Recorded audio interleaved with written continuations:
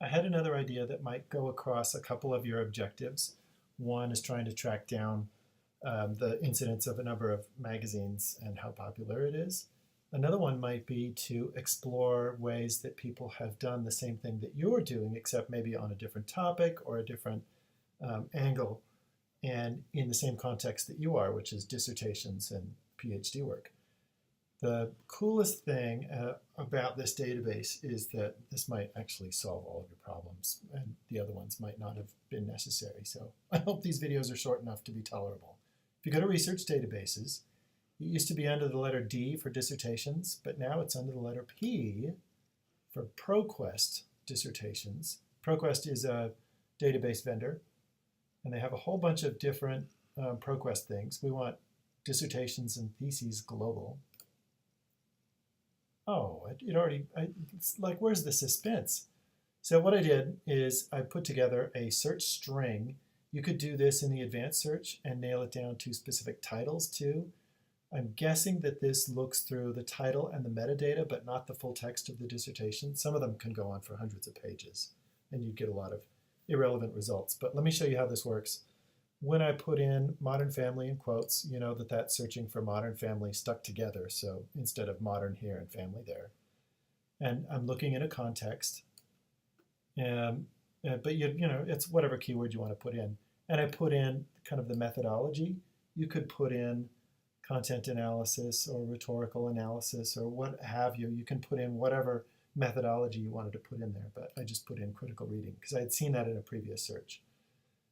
When you do a search, this looks for many of the dissertations that have happened since the 1990s, and they threw in a few good ones from previous years. So you can see it goes back to 1912. It is likely that these keywords, since they're kind of ambiguous and not associated with the show in every instance, that there might be things that are totally irrelevant. So we want to get up to our current decade when we think the show had existed. And there's a big spike up here. Not necessarily because the show was popularly written about, which it could be, but it might be because there's more dissertations put in than in 1912. They haven't digitized all the old ones. So I'm going to update that.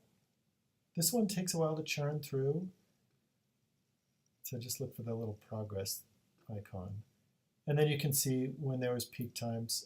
Don't think about this as like when something was more relevant or not, though. This could be when that student got their work done. And you can do a custom date range as well.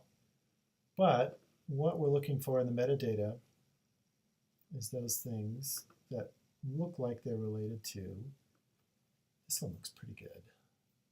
Identities in literature, film, and music. When you go into a particular one, what you're looking for is the number of times where somebody uses that publication in their references. So you can skip all the way to the end and look at their reference list, their dedication. Oh, to my families in Texas, Idaho, Utah, and Germany. Let's see, this is probably a long one, but you know how to get to the references at the tail end. Look for incidences of that particular publication that you're looking for.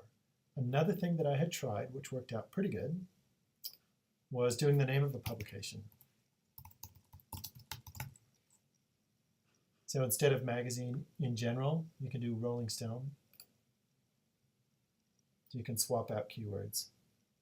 And this, I think this might have screwed up my date range.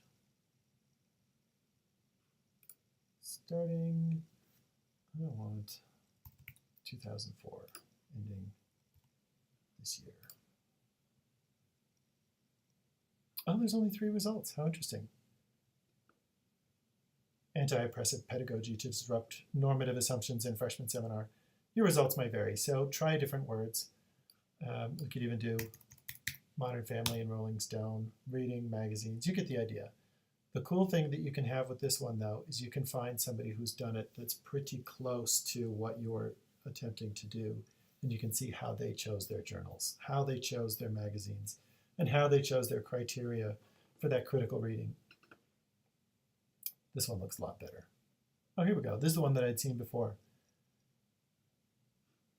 This one might be pretty good. So you essentially, you're looking for that recipe that somebody had done before, and then you can see how they came across their criteria. Okay, so that's the dissertations one. And I think I'll have one last video, so let's see if I can drum up anything else. But this is probably the best one to cruise around in.